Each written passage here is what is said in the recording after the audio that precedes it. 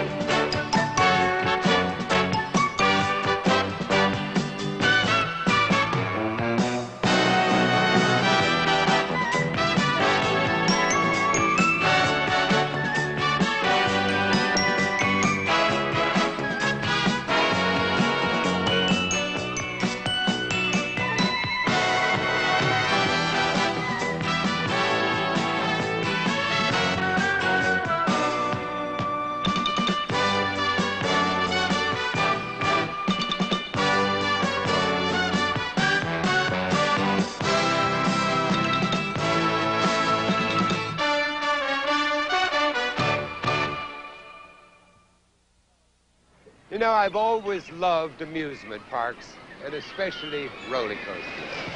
I celebrated every birthday from my 7th year to my 17th at Forest Park Highlands in St. Louis, Missouri. And then, later on, with my kids in tow, we sampled more than our share of big and small amusement parks all over the country. You know, for 100 years now, Americans have been enjoying amusement parks and their thrill rides. It all started on a beach very similar to Santa Cruz, except 3,000 miles away in New York City. It was called Coney Island. And it was in the 1860s that the people of New York were finding relief from the crowded city life by taking their weekends at Coney Island Beach. Ocean swimming was a new sport for the American people, and the girls in their scanty swimming suits were creating a new kind of American scenery. Thanks a million. You see, even a gourmet cook never loses his taste for a good old American hot dog. It was in Coney Island in 1867 that the hot dog was invented by a young pie vendor named Charles Feltman, who experimentally put a Vienna sausage into a Kaiser roll. Now, he called his new food concoction Red Hots. But when a newspaper article questioned what the content of the meat was, the term hot dog was invented. Now, Coney Island's other famous invention came along in 1884, when a Sunday school teacher named Lamarcus Thompson invented the roller coaster. Even though it was just 30 feet high and 450 feet long, it caused wonderful shrieks and screams, and it became America's first thrill ride. From there on, it was non-stop madness.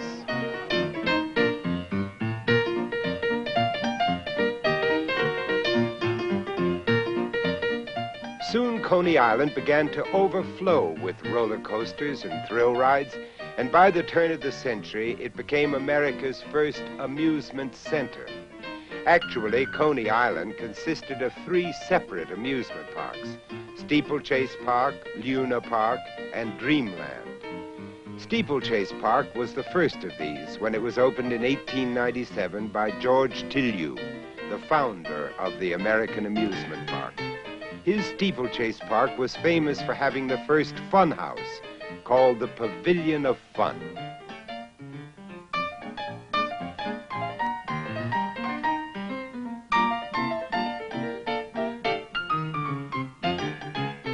Steeplechase Park's top bill ride was the Steeplechase Horse Race.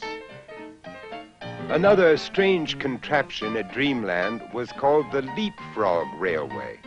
The two cars didn't have anywhere to go but towards each other, but they took care of that.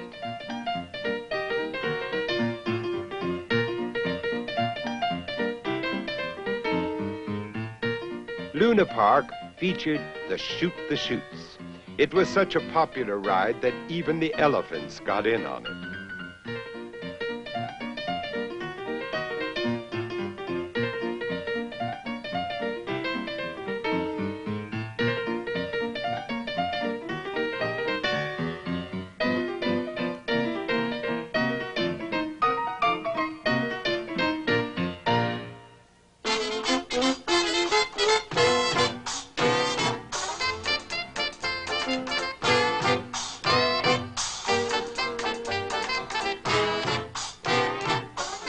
By the Roaring '20s, due to Coney Island's success and the fame it achieved worldwide, there were over 1,000 amusement parks across the United States. Americans were involved in a love affair with roller coasters. And so every amusement park claimed to have the highest, longest, fastest, greatest, the ultimate roller coaster.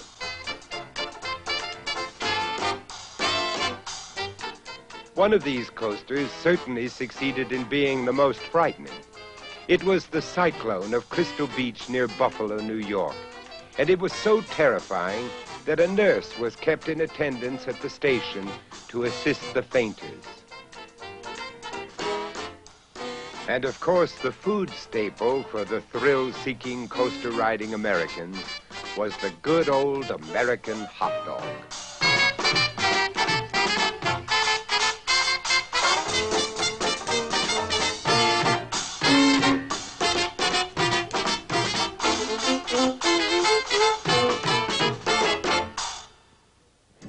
Many of those great traditional amusement parks which followed in Coney Island's footsteps are today still among the best in the country. Like Lagoon, out west in Salt Lake City, Utah, many were built by trolley and railroad companies away from the city at the end of their lines in order to give people an incentive to ride them on the weekends. Such parks were simply termed trolley parks. Across the Rocky Mountains from Lagoon is Elitch's Gardens in Denver, Colorado, another of the traditional amusement parks. Not a trolley park, Elitch's began simply as a flower garden in 1890. And by the 20s, rides were added and it blossomed into a full-fledged amusement park, although the emphasis on the garden atmosphere remains. The Elitch Theater became the Western showcase for Broadway, and today is America's oldest summer theater, while the Twister roller coaster is one of the best rides in the country. Besides being an exciting ride, it's a beautiful coaster. Any art lover can appreciate its structural beauty and carefully designed woodwork. You know, roller coasters have that rare combination of artistic design for a practical purpose. Screaming. Let's take a ride on the Twister. And if you can, take a look around and enjoy its physical beauty.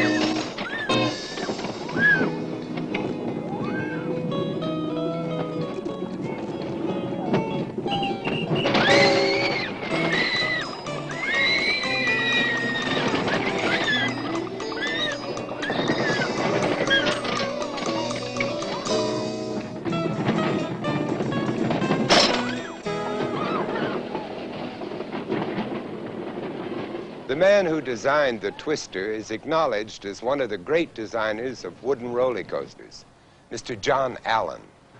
The design of a roller coaster is very simple. Of course, we have to thank Isaac Newton for most of it, although now, with space-age technology, they say that he wasn't always correct in his formulas for gravity. However, until something better comes along, I still use his formulas.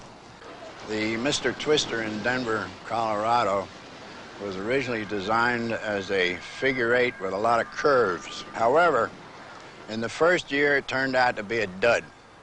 And this is the one reason why I say that curves do not do anything for people. So we added on to the original coaster, which was 72 feet high, went up 98 foot 6, and added straight coaster, in other words, a regular traditional coaster to it, and blended in with the curved ride. The Great American Scream Machine, built in Atlanta, Georgia, is one of the highest at that time that I had designed. This is a very fast ride, very high drops, and comes into the brakes on a 45-foot radius curve, which really ends up the ride with a lot of screams. Really, in a coaster, the lines that I put on paper do not mean very much unless the contractors and the builders that are going to follow these lines do follow them very precisely. The Rebel Yell at King's Dominion is a straight out and back coaster, although it is a double track coaster, placed side by side where two trains race each other from beginning to end.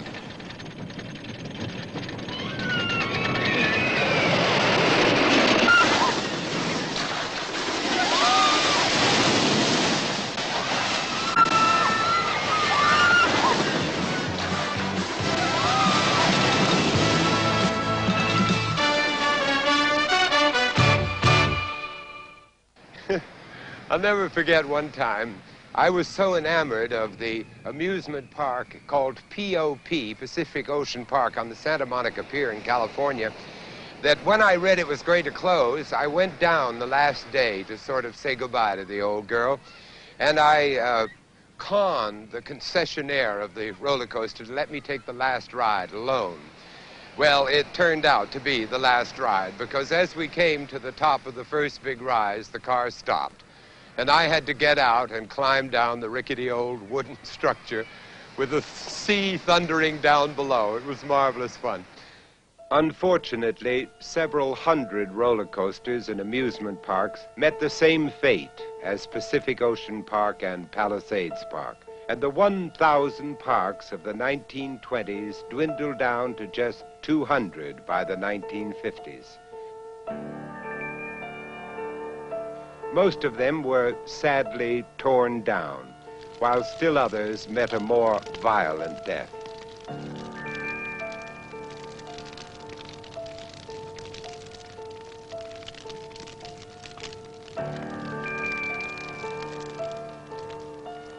For a while, it looked like amusement parks were to become a thing of the past.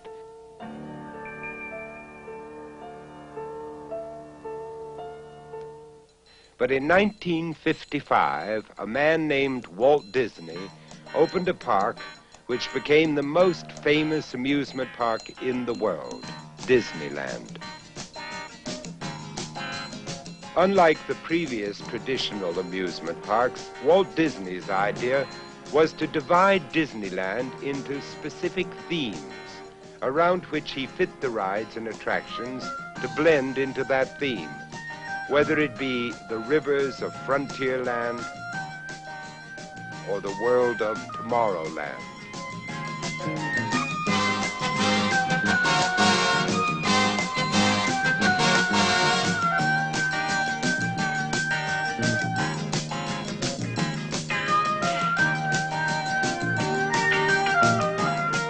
As the first theme park, Disneyland was a monumental success and led the way for a second rapid growth across the country, this time of theme parks.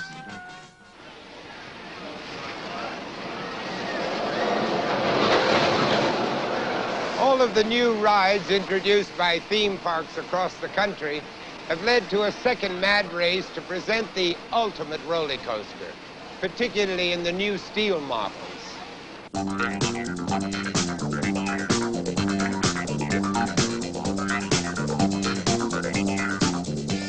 The runaway mine train eventually led to the Speed Racer, which introduced very tight spirals along its course, such as the Big Bend of Six Flags Over Texas. Soon, steel coasters started going upside down, like Cedar Point's Corkscrew. The Corkscrew led to the vertical loop coasters, of which there are all types and varieties across the country. The Loch Ness Monster of Busch Gardens in Virginia features interlocking loops.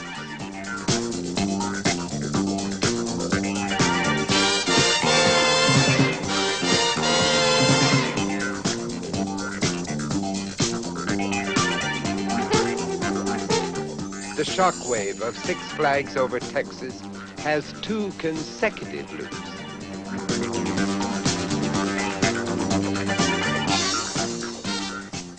The Mindbender of Six Flags Over Georgia in Atlanta has 1, 2,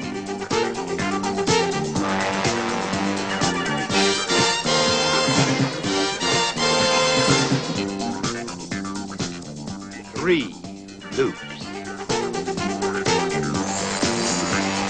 However, the steel coaster I personally find the most wonderfully terrifying is what is known as the shuttle loop, such as the King Cobra of King's Dominion in Virginia. You see, it's one thing to go forward through a vertical loop, but then to travel up a dead-end track, stop, and fall through the same loop backwards. That's fun.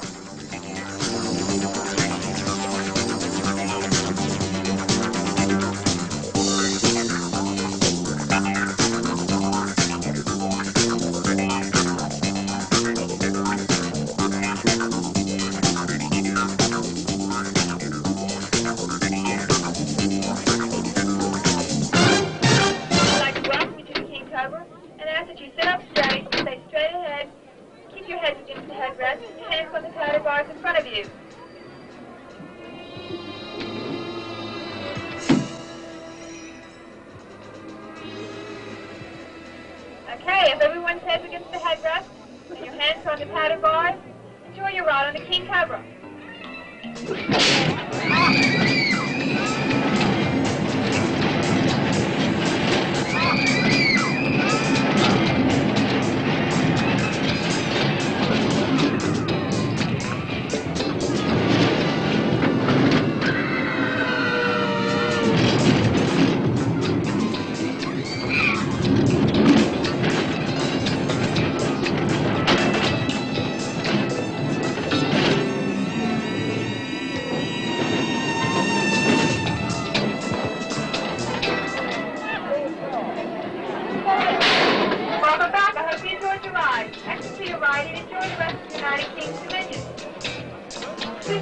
Please, as you see this about the great state cars in front of you, and all these items. Although it's absolutely true that roller coasters are the main draw, amusement parks and theme parks like King's Dominion still find it important to appeal to the whole family by offering as many different kinds of entertainment and amusement as they possibly can. Roller coasters, however, still remain the king of the amusement and theme parks, especially those space-age supersonic steel monsters. Now, the company that designs and builds these delightful terrors is the Arrow Development Company in California.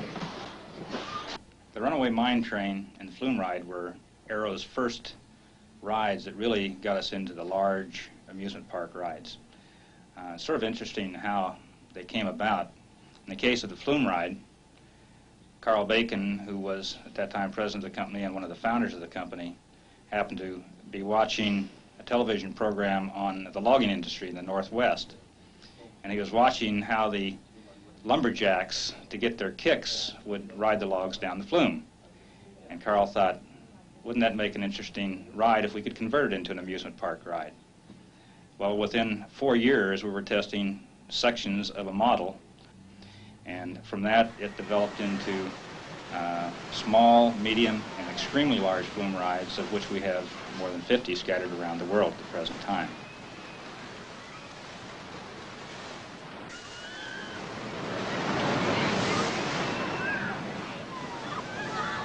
The Runaway Mine Train ride was duplicating what existed in some of the mining areas throughout the West and other parts of the country, where the vehicles were made to resemble an ore car body and allow the people to ride in that and experience what many miners had experienced, much to their dismay, when the system got out of control and ran away. The Runaway Mine Train was the forerunner of the Corkscrew because it was our first all-steel coaster system.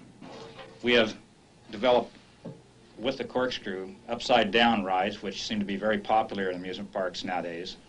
And one of the new systems that we're working on right now is a launch system where the trains start off in a loading area approximately 60 feet off the ground, are catapulted from that area down a track by a system quite similar to what they use to catapult an airplane off an aircraft carrier.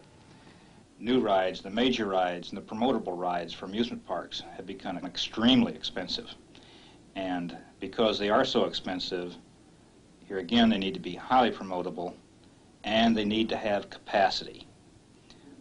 Capacity is a function of how many people per unit time leave the station, pure and simple. It's not how long the system is, it's how many people per unit time leave the station. A ride that may cost $1 million should have at least 1,500 an hour capacity.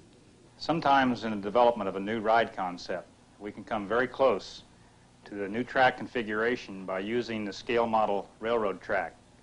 From this, we then make it into a model and also convert it into an artist's conception, such as we're doing here on this ride, which we're working on now.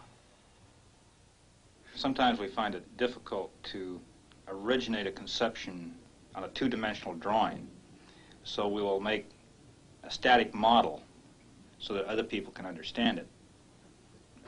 When we come up with an idea for a new thrill ride, or screen maker, if you will, such as a suspended coaster, one of the first things that we do is that we come up with an artist's conception of the ride. Then many times we find that to check the ride dynamics, we make a scale model such as this. Pete, can you let it drop now?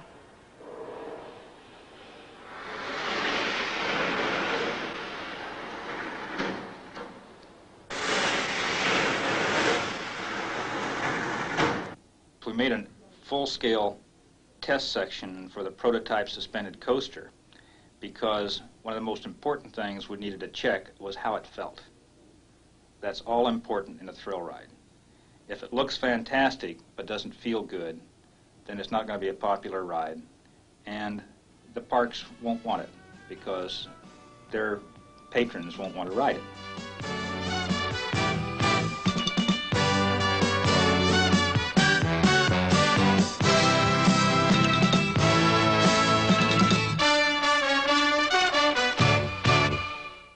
The race for the ultimate roller coaster is stronger now than it was even during the 20s, as one theme park after another strives to achieve the ultimate.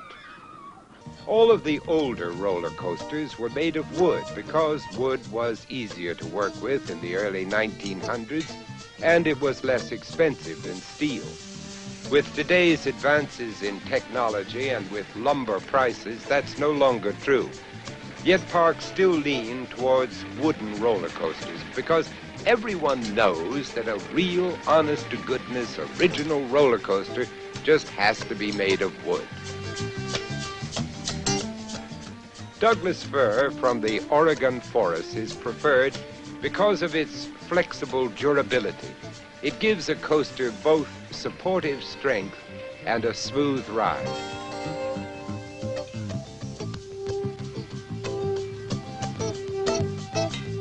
The tracks themselves are also wooden and are formed by bending boards stacked 7 high.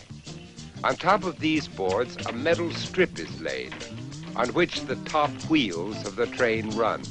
The train also has side wheels to keep it on its course, and under wheels to keep them from leaving the track.